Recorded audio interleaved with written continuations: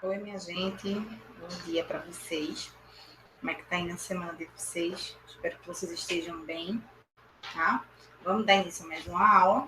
Aí a gente vai trabalhar hoje o último capítulo, né? A última unidade do nosso caderno 1, é o capítulo 4, que trata sobre radioatividade, certo? Antes da gente falar de fato sobre radioatividade, eu queria que vocês lembrassem, né? Quando a gente falou sobre os átomos, no capítulo 2, que os átomos eles são compostos, né, por três estruturas: os prótons, os nêutrons e os elétrons. Os prótons e os nêutrons são encontrados no núcleo, enquanto os elétrons, né, ficam na eletrosfera ao redor do núcleo. Bom, por que eu quero que vocês lembrem disso? A gente vai precisar quando a gente for falar de radioatividade, certo? Bom, antes da gente, essa aula vai ter, como é que eu posso dizer, várias partes, tá? Vou fazer uma parte conversando um pouco com vocês, depois a gente vai ter uma apresentação, tá? Que a gente também vai complementar, e vocês também vão receber, junto com essa aula, alguns áudios, audioaulas, assim podemos dizer, tá? Falando um pouco sobre a história da radioatividade, dos usos da radioatividade, né, na nossa atualidade, no nosso dia a dia, tá? Bom, então, falando um pouco sobre a radioatividade, vocês lembram que a gente também conversou no capítulo 2 que o Sol, né, ele conseguia emitir energia através da luz solar porque ocorria uma reação no núcleo onde átomos de hidrogênio, né, se fundiam e geravam um núcleo maior, que era um núcleo de hélio, de um outro átomo, certo? E aí, com isso, ele gerava uma grande quantidade de energia, e essa energia ela era emitida em forma de luz solar. Ótimo. Quando a gente tem uma reação e há uma grande liberação de energia em forma de radiação, a gente chama isso de radioatividade. A radioatividade ela é uma propriedade que alguns átomos têm, átomos instáveis. O que é isso? O átomo que não tem no seu núcleo estabilizado, estável. Tá? Ele pode perder prótons ou nêutrons. Então, ele está em instabilidade. Tá? Quando esses átomos eles têm a capacidade, eles têm a propriedade, né, de emitir radiações. Pode falar daqui a pouco. Peraí, tá certo? Desculpa aí, gente. Ó, então, quando eles têm a propriedade de se transformar em outros átomos, emitindo ondas eletromagnéticas ou partículas. Tá? E essa emissão de partículas ou de ondas é o que a gente chama de radiação. Tá? A gente tem como exemplos de átomos radioativos, polônio, rádio, césio, certo?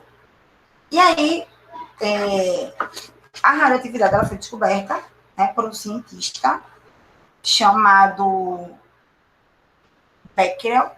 Ele pegou, ele tinha um composto de urânio e ele guardou dentro de uma gaveta. E nessa gaveta tinha também placas fotográficas. Depois de um tempo, ele percebeu que as placas elas tinham escurecido. Né? E aí ele pensou que o composto de urânio devia emitir alguma coisa, algum tipo, era como se as placas tivessem sido expostas à luz. Então, ele chegou à conclusão de que aquele composto de urânio ele devia emitir alguma coisa, né, que fez com que as placas fotográficas escurecessem. E aí ele chegou, né, foi a primeira pessoa, então, que deu início à radioatividade, né? Foi a primeira pessoa, então, que teve noção de falar sobre os raios, sobre a radiação. A gente tem 3 tipos de radiação, tá? A radiação alfa, beta e gama. Cada uma delas tira uma quantidade determinada de prótons ou de nêutrons do núcleo e tem um poder, né, de, como é que eu posso dizer, um poder de penetração diferente de uma para outra. Mas, a gente vai tratar mais na frente, mas, de maneira geral, é sempre nesse sentido, tá? Alfa, beta e gama. A alfa, ela tem um poder de penetração menor, enquanto a gama, ela tem um penetração muito maior, ok? A gente consegue também tem um composto, que é o carbono, esse elemento. Ele está presente em todas as estruturas, né, que a gente tem dentro do nosso planeta. Ele compõe alguns dos nossos tecidos, participa da estruturação de plantas.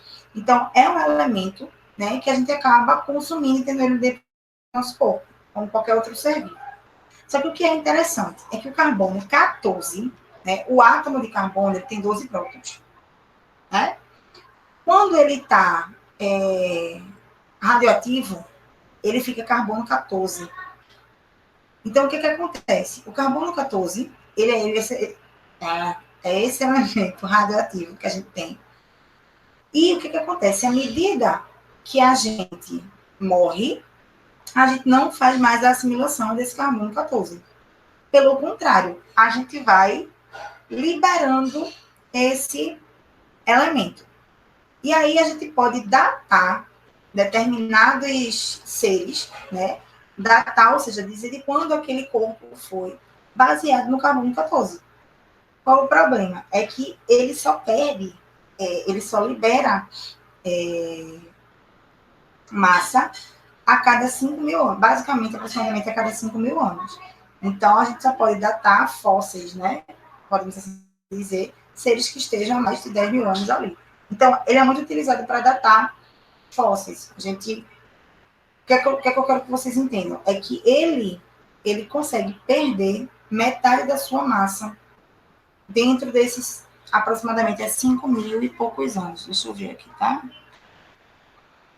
Eu não estava aqui, agora fugiu da minha cabeça. 5.740 anos. Vamos supor que ele tinha uma massa inicial, tá? Uma massa inicial de 100. Depois desses 5.740 anos, essa massa ela cai para metade. Isso é chamado de meia-vida, ou tempo de meia-vida de um átomo radioativo. É o quanto tempo ele passa para que sua massa chegue à metade. Certo? Então, depois de 5.740 anos, a massa ela decai para metade, que se era 100, virou 50. Quando passa mais 5.740 anos, essa massa cai de novo para, no caso, né, do nosso exemplo, 25. E assim sucessivamente. Tá? Vou começar aqui a apresentação para vocês. E aí a gente vai acrescentando outras coisas.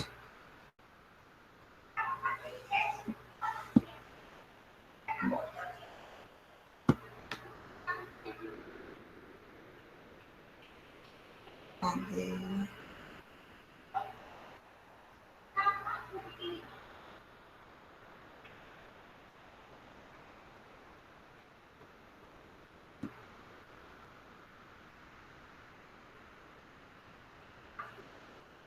Bom, vocês estão vendo aí, né? Ela é do plural, tá? Esse auxílio, né? Um linkzinho lá do plural, tá? Para a gente falar um pouco sobre a radioatividade. Bom, aqui ele traz uma historinha.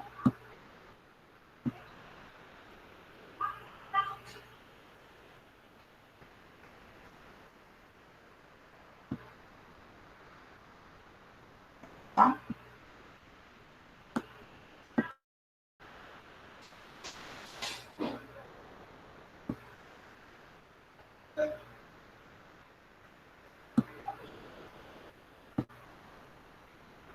Deixa eu só ajeitar aqui para a gente poder continuar.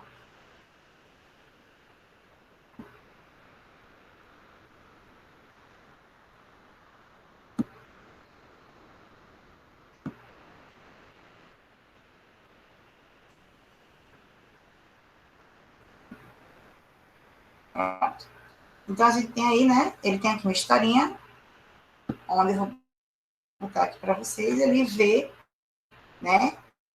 Algo dentro de uma amostra, emitindo uma luz, né?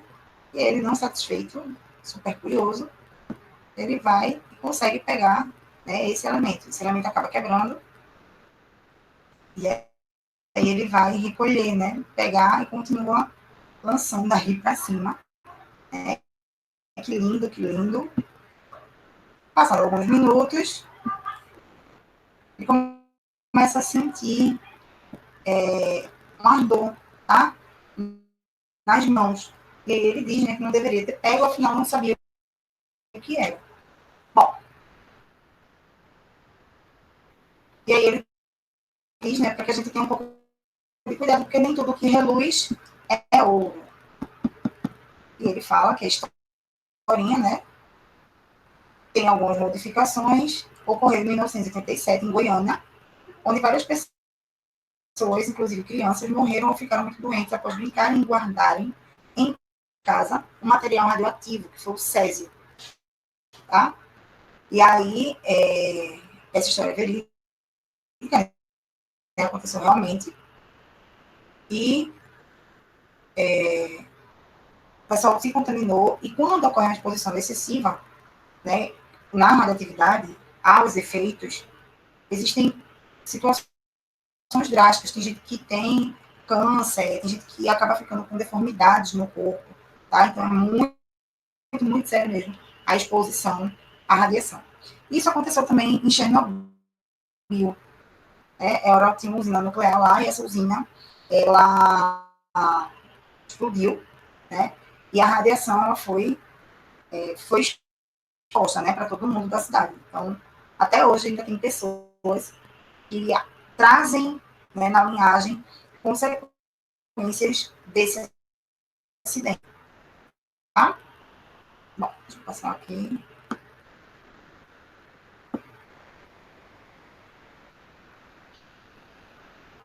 Hiroshima também, teve uma explosão atômica, né? A bomba atômica de Hiroshima e Nagasaki, e aí é uma bomba nuclear, né? E aí matou milhões de pessoas. E é uma música que foi feita por Vinícius de Moraes e é gravada por Ney Mato Grosso, tá? E fala sobre a explosão de Hiroshima com a bomba nuclear. Bom, aqui ele traz justamente essa historinha, né?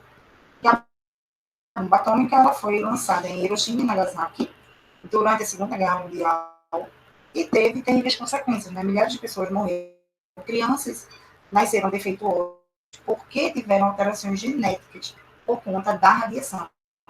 Tá? Aí ele diz, né, que era melhor então não utilizar a radiação. Porém, sabe-se hoje que ela é muito útil quando bem empregada, né? Ela está sendo utilizada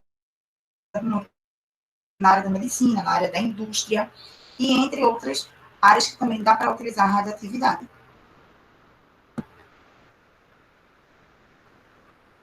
Bom, aqui a gente vai ver justamente o que eu falei para vocês. O átomo está instável e aí ele recebe, né, ele se desestabiliza e ele acaba emitindo uma radiação e se transforma em outro átomo que tem um núcleo menor do que ele, do que o original, ok? Quando isso acontece, quando eu emito uma partícula alfa, eu acabo ficando com um átomo que vai ter um núcleo menor, com 2 prótons e 2 nêutrons a menos, certo? Quando eu emito uma partícula alfa, né, eu perco 2 prótons e 2 nêutrons.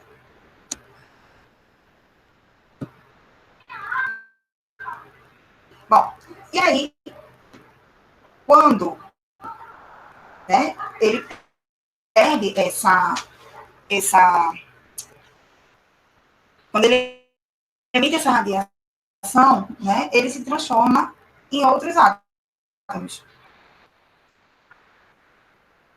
E aí ele acaba criando isótopos, tá? Isótopos radioativos.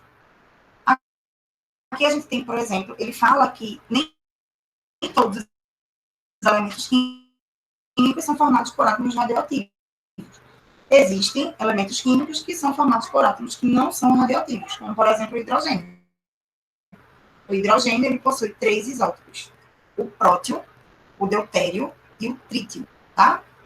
A radioatividade ocorre em núcleos instáveis, eu já falei para vocês. O núcleo do átomo ele é instável, e por conta dessa instabilidade, ele pode, né, liberar partículas para poder se tornar um átomo de núcleo estável. E aí ele pode emitir partículas alfa, beta e gama, ou gama. Quando ele emite uma partícula alfa, ocorre a diminuição de de 2 unidades no número atômico e de 4 unidades no seu número de massa. Ou seja, eu vou perder minha massa.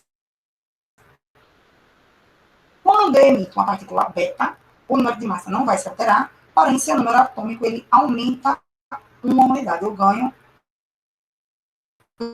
um próton.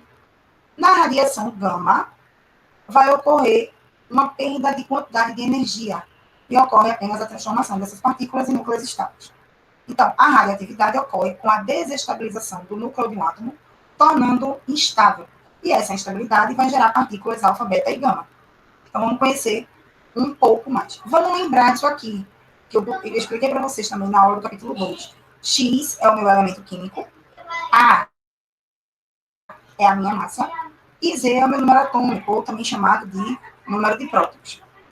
Bom, eu falei para vocês que quando eu emito uma partícula alfa, eu perco 4 unidades na minha massa e perco 2 unidades de próton, certo? Então, pegando aqui um elemento X, que tem a massa A e quantidade de prótons Z, eu vou perder 4, né, na minha massa e vou perder 2 no meu próton, certo?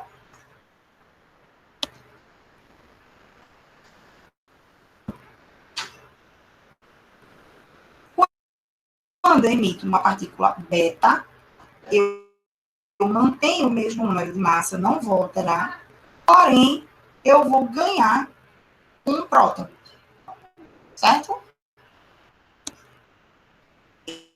E com relação à gama, a gama ela nem vai alterar a massa, nem vai alterar a quantidade de prótons, tá? Mas ela libera uma quantidade muito grande de energia e aí ela deixa aquele átomo estável. Aqui a gente tem o urânio, tá? O urânio, ele, ao perder partículas alfa, beta, né? Ele se transforma em outros elementos químicos, certo? Polônio. Nesse caso aqui, ó, ele perdeu inicialmente aqui uma partícula alfa. Então, sua massa foi de 238 para 234. Eu perco 4 unidades na massa e perco 2 de prótons. Eu tinha 92 prótons, perdi 2, fiquei com 90. Aqui eu perdi uma partícula beta. A minha massa permanece a mesma, 234, mas eu ganho um próton. Então, eu fui de 90 para 91. E assim sucessivamente. À medida que eu vou perdendo partículas alfa ou beta, eu vou fazendo essas operações com o número de massa e com o número de prótons. Bom, aqui é um exercício, né, onde ele diz assim, ocorreu uma reação nuclear e ele pede para que você informe quem foi essa partícula X. Ó, era 213, continuou 213, a massa não se alterou. E eu ganhei um próton, fui de 83 para 84. Eu estou me referindo a que partícula? Alfa, beta, gama, neutro, próton. Partícula beta, tá? Eu não alterei minha massa, mas eu ganhei um próton. E aqui, quando eu tenho aqui um urânio e ele emitiu uma partícula alfa, que nuclídeo filho se forma? Ou seja, que novo átomo vai ser formado? Né? Eu emito uma alfa, então eu vou perder 4 unidades na minha massa. Minha massa vai para 215. E eu perco 2 unidades nos prótons. Vai de 86 para 84.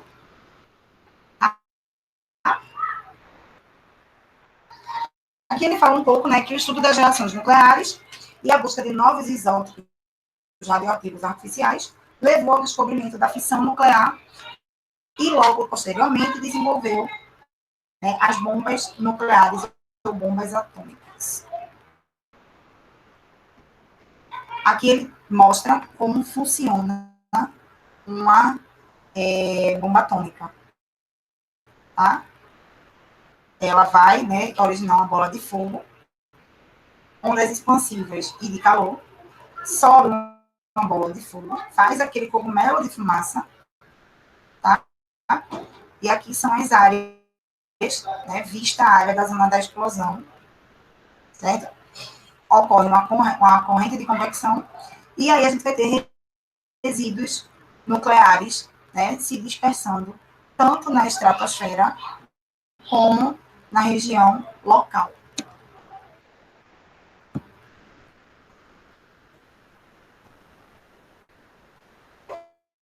Bom, aí ele está explicando justamente isso, né? Quando uma bomba atômica explode, ocorre uma fissão nuclear que gera uma bola de fogo que vai provocar ondas de choque e de calor e vão destruir construções próximas à explosão. Essa bola de fogo sobe, suga fragmentos e produz uma nuvem em forma de cogumelo. Seus danos podem se estender sobre áreas enormes, né? Por exemplo, o alcance dela pode chegar a 18 quilômetros no caso de uma explosão de 10 megatons. E os resíduos radioativos podem espalhar-se pelo mundo através de processos atmosféricos. Então, imagine, né, que é algo extremamente, né, perigoso, tá? Bom, a fissão nuclear, a gente já viu que é a quebra de núcleos grandes em núcleos menores. Por exemplo, eu tenho aí o urânio 235. O processo de fissão é iniciado pela absorção de um nêutron por um núcleo de urânio. E ele libera uma média de 2,5 nêutrons, além de 2 novos núcleos. Ou seja, à medida que eu faço esse processo de fissão, eu acabo liberando 2 novos núcleos, 2 novos átomos, certo? Mas isso aqui para a gente não tem tanto interesse agora. Bom, isso aí seria uma usina nuclear, né? E ele pergunta quais as fontes de energia que você conhece. Energia luminosa, energia hidrelétrica, energia nuclear, energia eólica, tá? E aí ele está explicando, né, como é que ocorre o funcionamento de uma usina nuclear. Vocês vão receber esse material também, tá certo?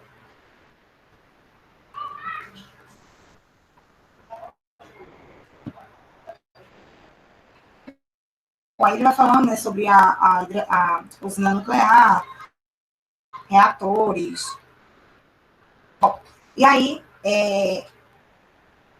onde é que a radioatividade está sendo mais empregada hoje em dia? Tá? Na área de medicina diagnóstica e preventiva. Né? A energia nuclear está sendo utilizada em equipamentos que vão emitir esses raios, né? Vai emitir essa radiação para passar pelo nosso corpo. Né? Então, a gente pode usar na radiografia básica, né, no raio-x, na cintilografia, na tomografia. São tudo aparelhos que fazem a utilização de radiação para diagnóstico através de imagem. Tem a radioterapia também, né, que é a emissão desses raios em um determinado órgão ou estrutura do corpo, a fim de matar células malignas, cancerígenas. Bom,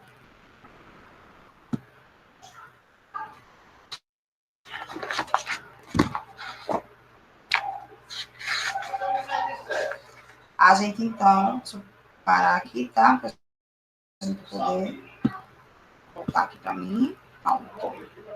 Ó, bom, maneira geral de radioatividade, era isso que eu queria passar para vocês, tá?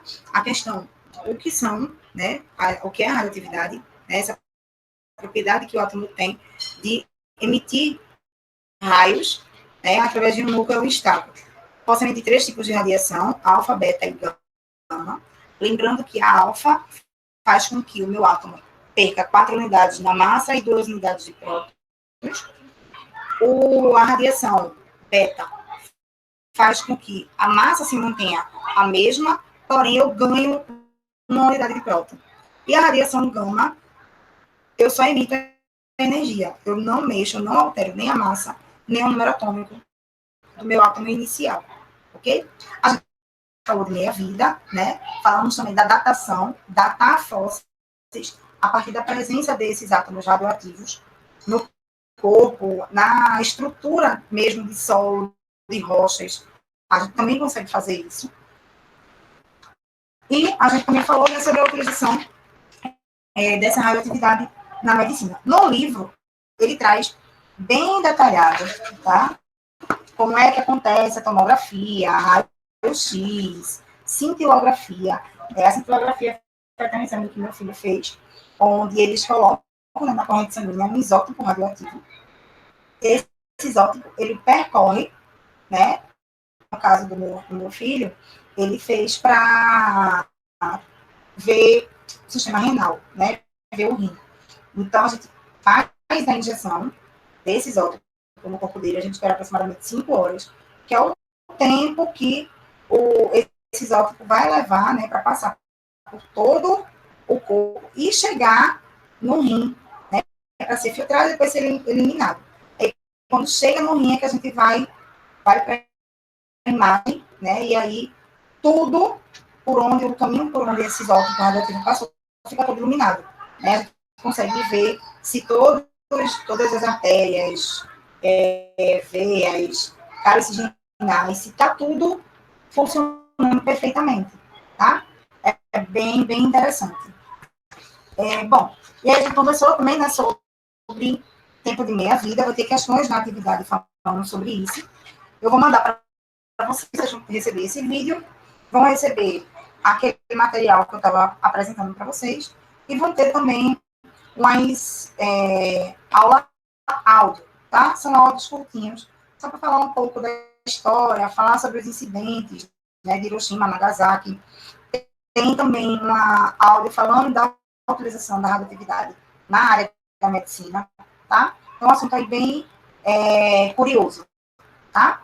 Então, estou mandando para vocês agora, vocês vão fazer a atividade e a gente encerra o capítulo 4. A gente encerra o livro 1. Na próxima aula, a gente já começa com o livro 2, certo? Beijo para vocês e até a nossa próxima aula.